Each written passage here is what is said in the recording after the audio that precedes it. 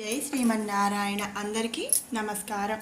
ఈరోజు విష్ణు సహస్రనామంలోని 46వ శ్లోకం, అందులోని నామాల యొక్క పూర్తి వివరణ తెలుసుకుందాము.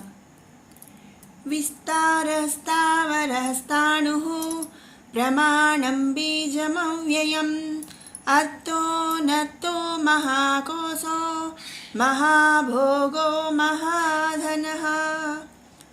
విస్తారః ప్రతి యుగమునందు కూడా యుగధర్మమును ఏర్పరిచినాడు. మరి వాటిని అతిక్రమించినప్పుడు ఆ యుగమును తన అందు లయం చేసుకొని జీవులు కర్మలు క్షరం చేసి తిరిగి యుగములను కల్పిస్తాడు. యుగములను చేయువాడు కావటం చేత విస్తార అని చెప్పబడుతున్నాడనమాట. మరి ముందు నామాలన్నిట్లో మనం చెప్పుకున్నట్లు ఈ సమస్త జగత్తును తయారు చేసింది కానీ కల్పించింది కానీ శ్రీమన్నారాయణుడు. అంటే ఏంటి అంటే ఈ యుగములన్నిటినీ కూడా విస్తరింపచేసిన వాడు, అంటే ఎక్స్పాండ్ చేసిన వాడు అనమాట. అందుకనే స్వామిని ఇక్కడ విస్తారః అనే నామముతో స్తుతించుకుంటున్నాము. తర్వాత నామం స్థావరః స్థాణుః. యుగములను ధర్మములను మాయా జగత్తు ఆవరణందు ఏర్పరిచి వాటికి అతీతముగా తాను విశ్రమించేవాడనమాట. పరమాత్ముడు స్థిరమైనవాడు కనుక అతనికి ఇతర విషయములందు ఆసక్తి ఏమీ లేదు. అతడు స్థాణు అనగా చలనరహితుడనమాట. అతని స్థానము ఎప్పుడూ కూడా స్థిరమైనది. అందుకనే స్వామిని ఇక్కడ స్థావరః స్థాణుః అనే నామముతో స్తుతించుకుంటున్నాము. తర్వాత నామం ప్రమాణం. లోకమునందు వేదముల చేత ధర్మములను ఏర్పరిచిన వాడనమాట. ఈ ధర్మముల చేతనే లోకము మనగలుగుతుంది, అంటే జరుగుతుంది, నడుస్తుంది, మనగలుగుతుంది. ఈ ధర్మములను ధిక్కరించువారు పాపకర్మములు మూటగట్టుకొని నశించిపోతారు. సకల ధర్మములకు శ్రీమన్నారాయణుడే ప్రమాణము. కాబట్టి స్వామిని మనం ఇక్కడ ప్రమాణం అనే నామముతో స్తుతించుకుంటున్నాము. తర్వాత నామం బీజమవ్యయం. బీజము సృష్టికి మూలం. యుగాంతమందు జీవులన్నీ నాశనమైపోతాయి, తిరిగి జీవుల పునర్సృష్టి చేయబడుతుంటుంది. అటువంటి సృష్టిని నిర్విఘ్నంగా చేయుచున్న శ్రీమన్నారాయణుడు నాశనము లేనటువంటి బీజము కలిగి ఉన్నవాడనమాట. మరి మూలము బీజం అంటే సృష్టికి మూలం.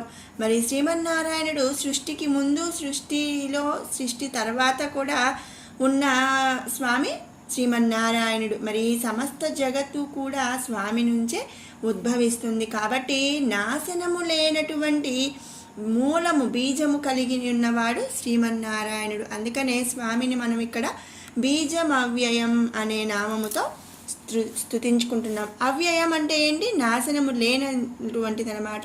బీజమవ్యయం. ఈ బీజం అనేది నాశనము లేనటువంటి బీజము అనమాట. లాంటి బీజము కలిగి ఉన్నాడు కాబట్టి స్వామిని బీజమవ్యయం అనే నామముతో మనం చెప్పుకుంటున్నాము. తర్వాత నామం అర్ధః. ధర్మార్థ కామ మోక్షములనేది చతుర్విధ పురుషార్థములకు పరమార్థము తానే అయి ఉన్నాడనమాట. ఈ పురుషార్థములను ప్రసాదించువాడు. భక్తి చేత తనను ఆరాధించు భక్తులకు పురుషార్థములందు మోక్షస్వరూపుడు. ఇక్కడ చతుర్విధ పురుషార్థాలు అని చెప్పాము. చతుర్విధ పురుషార్థాలు అంటే ఏవేంటి, మరి వాటి గురించి క్లుప్తంగా ముందు మనం ఇక్కడ తెలుసుకుందాము. పురుషార్థములు అంటే పురుషుని జన్మములకు అర్థములైనవి. పురుషులు అంటే ఇక్కడ జెంట్స్ అని కాదండి, అసలు మామూలుగా ఒక మనిషిని, జీవిని పురుషుని అని చెప్పి పురుషార్థములను అంటామన్నమాట. పురుషుని జన్మమునకు అంటే ఒక జీవి జన్మమునకు, అంతేకాని ఓన్లీ జెంట్స్ అని కాదనమాట, లేడీస్ జెంట్స్ అని కాదు. పురుషుని అంటే ఒక జీవి జన్మమునకు అర్థములైనవి అనమాట. అవి ఏంటి? 4: ధర్మము, అర్థము, కామము, మోక్షము. ధర్మార్థ కామ మోక్షము. ధర్మము అంటే వేద ఉపనిషత్తులందు గురు శిష్యుల పరంపర చేతను ఆచార సంప్రదాయములుగా లోకమునందు వర్ధిల్లుచున్న ధర్మములను ఆచరించుట. అంటే ఏంటి అంటే ప్రతిదానికి కూడా ఒక ధర్మం అనేది ఉంటుంది. అంటే ఒక ఎలా చెప్తామంటే ఒక పద్ధతి, ఇప్పుడు మరి ఒక్కొక్కళ్ళకు ఒక్కొక్క పద్ధతి ఉంటుంది, ఒక ఇంటి తీరు ఒక రకంగా ఉంటుంది. లేదు మరి ఈ విషయం అనేది ఇలాగే చేసుకుంటూ వెళ్ళాలి అనేది మన వేదాలు, ఉపనిషత్తులు, మరి గురు శిష్యుల పరంపరగా మరి మనకి ఆచారాలు, సంప్రదాయాలు అనేవి కొన్ని వస్తూ ఉంటాయి. అవి కంపల్సరిగా మరి మనం పాటించాలన్నమాట. అలా ఆచార సంప్రదాయములుగా లోకమునందు వర్ధిల్లుచున్న ధర్మములను ఆచరించడం అనేది ధర్మము. తర్వాత పురుషార్థం ఏంటంటే అర్థము. తన కుటుంబ జీవనానికి అవసరమైనంత ధనమును విధిగా సంపాదించుట అనేది అర్థం అన్నమాట. తర్వాత అది కామము. తన వంశాభివృద్ధిని అవసరమైనంత మేర కామభోగములను కలిగి ఉండుట అనేది కామము. కామము అంటే కోరిక. ఇక 4వది మోక్షము. ధర్మార్థ కామములను ఎల్లప్పుడూ నియమముగా ఆశ్రయించి ఉండి వాటితో పాటు పరబ్రహ్మతత్వములను కూడా పరమ గురువుల చేత ఉపదేశం పొంది ఉపాసించి మోక్షమును పొందుట.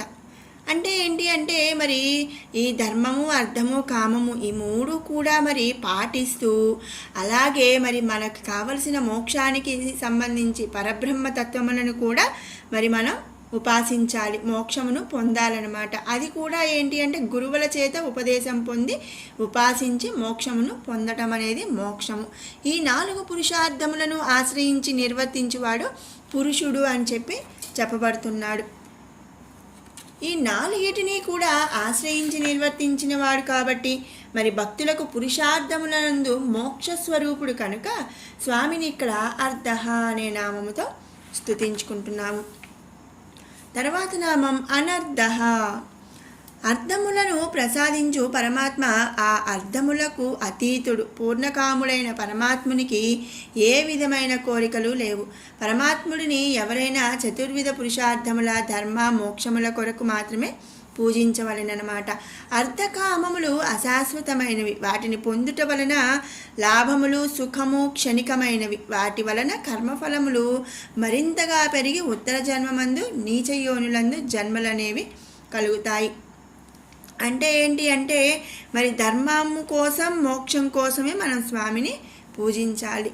ఇక అర్థము, కామము. అర్థం అంటే ఏంటండి? మన కుటుంబ జీవనానికి అవసరమైనంత ధనమును విధిగా సంపాదించడం. ఇక కామము అంటే కోరికలు అన్నమాట. ఈ కోరికలు, ఈ డబ్బు మీద ఆశ, కోరిక ఇవన్నీ కలిగినప్పుడు మరి ఇంకా మన కర్మఫలములు అనేది మరింత పెరిగిపోయి ఉత్తర జన్మలందు అంటే తర్వాత జన్మలందు నీచ యోనులందు కూడా జన్మలు కలుగుతాయంట. కనుక అటువంటి అశాశ్వతమైన ఫలముల కోసం పరమాత్ముడు తనని ప్రార్థించుటకు ఇష్టపడడు. అంటే మరి మనం ధనం కోసం ప్రార్థించకూడదా అండి? ఇక్కడ కుటుంబ జీవనానికి అవసరమైన ధనం సంపాదించాలని చెప్పారు కదండి అనుకోవచ్చు. అది మనకి కావలసినంత స్వామి ఇస్తూనే ఉంటాడు. కాబట్టి మరి అలాంటి వాటి కోసం తనను ప్రార్థించుటకు ఇష్టపడడు. కాబట్టి స్వామిని ఇక్కడ అనర్ధః అనే నామముతో స్తుతించుకుంటున్నాము. తర్వాత నామం మహాకోశః. జీవుల పంచకోశములకు అతీతమైన వాడు. మోక్షము అనేది గొప్ప ఐశ్వర్యమును కలిగి ఉన్నటువంటి వాడు శ్రీమన్నారాయణుడు అన్నమాట. తన భక్తులకు ఈ ఐశ్వర్యంనే ప్రసాదించు పరబ్రహ్మ స్వరూపుడు. మరి మోక్షము కన్నా గొప్ప ఐశ్వర్యం అనేది లేదు అని ఇక్కడ మనం అర్థం చేసుకోవాలి. పరమాత్ముడు వాంఛల రహితుడు. అతడికి దేని అందు కూడా ఆసక్తి లేవు కనుక అతడు బ్రహ్మానంద స్వరూపుడు. మరి ప్రాణుల అన్నమయ కోసము, ప్రాణమయ కోసము, మనోమయ కోసము, విజ్ఞానమయ కోసం, ఆనందమయ కోసం ఇవన్నీ మనలో ఉండే పంచకోశములు అన్నమాట. వీటన్నిటికీ కూడా భిన్నమైన వాడు పరమాత్మ స్వరూపుడు. ఆత్మనందు అంతర్యామిగా ఉన్నటువంటి వాడు. మనం ఇంతకుముందు నామాల్లో చెప్పుకున్నాము, స్వామికి ఒక స్వరూపం అనేది లేదు. ప్రతి జీవిలో కూడా అంతర్యామిగా ఉన్నటువంటి వాడు శ్రీమన్నారాయణుడు. కనుక మరి జీవికైతే, ఒక మనిషికి లేదా ఒక జంతువు కానీ, జీవి కానీ, ఏ జీవరాశికైనా, ఏ మనిషికైనా కూడా ఈ పంచకోశాలనేవి ఉంటాయి. మరి అన్నమయ కోసం అంటే మనం అన్నం తిన్న మరి ఆ అన్న ప్రేగు అంటాం కదండి, అదనమాట. తర్వాత ప్రాణమయ కోసం, మనోమయ కోసం, విజ్ఞానమయ కోసం, ఆనందమయ కోసం ఇవన్నీ కూడా పంచకోశాలు జీవులలో ఉంటాయి. మరి అంతర్యామిగా ఆత్మరూపంలో మనలో ఉన్న పరమాత్మకి ఇవన్నీ కూడా అతీతుడనమాట. పరమాత్ముడు క్షేత్రమునందు క్షేత్రజ్ఞుడై ఉండుట చేత అతడు మహాకోశ అని చెప్పబడుతున్నాడు. తర్వాత నామం మహాభోగ. ఆనంద స్వరూపుడైన పరమాత్ముడు నిత్యానంద భోగమును కలిగినవాడనమాట. తనని ఆశ్రయించిన భక్తులకు సకల భోగములను ప్రసాదిస్తాడు. ఈ సృష్టి అందు పరమాత్మ సాక్షాత్కారమును మించిన భోగము మరొకటి లేదు. ఈ విషయము గ్రహించక చతుర్విధ పురుషార్థములనందు అర్ధకామ పురుషార్థములకై జనులు ప్రాకులాడుచున్నారు. కానీ మరి ఈ సమస్త సృష్టిలో కూడా మనకు పరమాత్మ సాక్షాత్కారమును మించిన భోగము మరొకటి లేదు అని తెలుసుకోవటమే మనకు మోక్షానికి దారి అన్నమాట. కానీ మరి ఇక్కడ స్వామి మరి నిత్యానంద భోగమును కలిగినవాడు కాబట్టి తనను ఆశ్రయించిన భక్తులకు సకల భోగములను ప్రసాదించువాడు కాబట్టి స్వామిని మహాభోగ అనే నామముతో స్తుతించుకుంటున్నాము. తర్వాత నామం మహాధన. పరమాత్ముడు సకల ఐశ్వర్య సంపన్నుడు. మరి మనకి తెలుసు లక్ష్మీదేవి ధనానికి ఐశ్వర్యానికి దేవత లక్ష్మీదేవి. ఆయన భార్య కాబట్టి మరి ఆయన కన్నా ఐశ్వర్యవంతుడు ఇంకా ఈ సృష్టిలోనే లేడనమాట. సకల ఐశ్వర్య సంపన్నుడు. అలాగే మరి సకల శుభాలను ప్రసాదించేవాడు కూడా అని మనం చెప్పుకున్నాం ఇంతకుముందు నామాల్లో.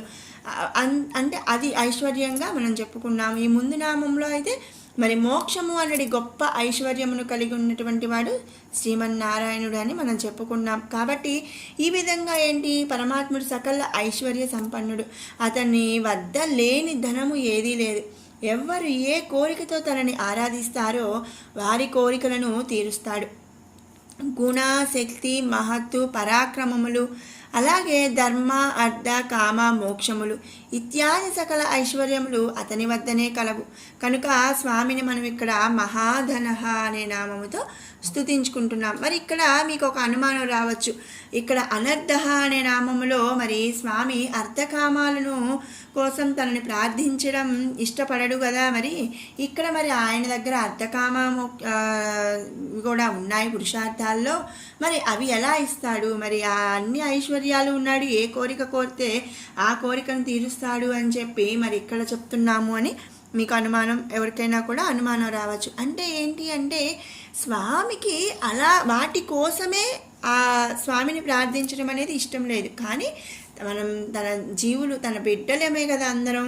మనం దేనికోసం కావాలి అనుకుంటే దానికోసం మన ఏ కోరిక ఉంటే ఆ కోరిక అనేది స్వామి తీరుస్తాడనమాట. అన్నీ కూడా తన దగ్గర లేనటువంటి ధనం అనేది ఏదీ లేదు. ఏ గుణము, శక్తి, మహత్తు, పరాక్రమము, ధర్మము, అర్థము, కామము, మోక్షము ఇలాంటి సకల ఐశ్వర్యాలు కూడా స్వామి వద్ద ఉన్నాయన్నమాట.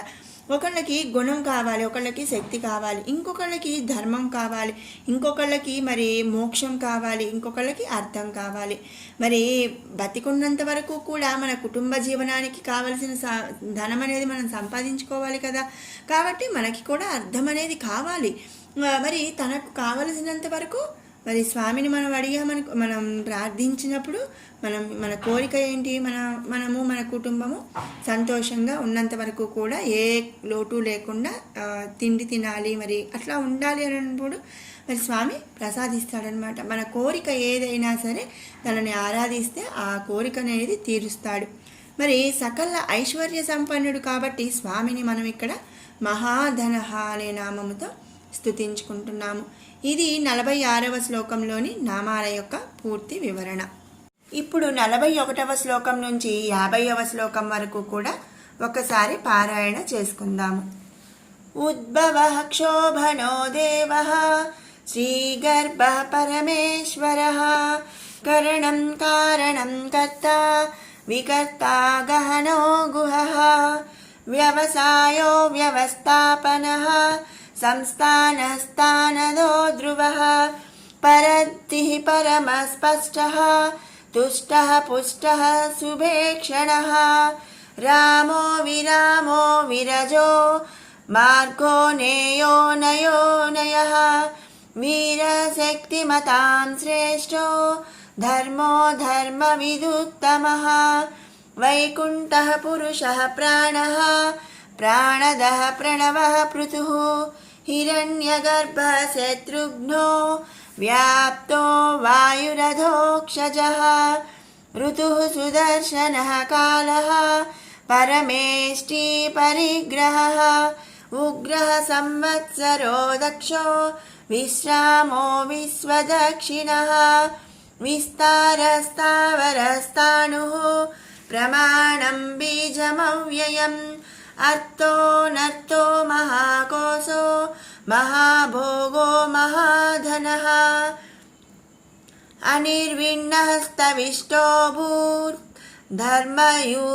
महामुमकः नक्षत्रनेमिर्नक्षत्री क्षमः क्षामः समीहनः यज्ञयुज्यो महेज्यश्च क्रतुः सत्रं सतां गतिः सर्वदर्शी निवृत्तात्मा सर्वज्ञो ज्ञानमुत्तमम् सुव्रतः सुमुखः सूक्ष्मः सुघोषः सुखदः सुहृत् मनोहरो जितिक्रोधो वीरबाहुर्विदारणः स्वापनः स्ववसो व्यापी नैकात्मा नैककर्मकृत् वत्सरो वत्सलो वत्सी रत्नगर्भो धनेश्वरः। ॐ श्रीमन्नारायणाय नमः।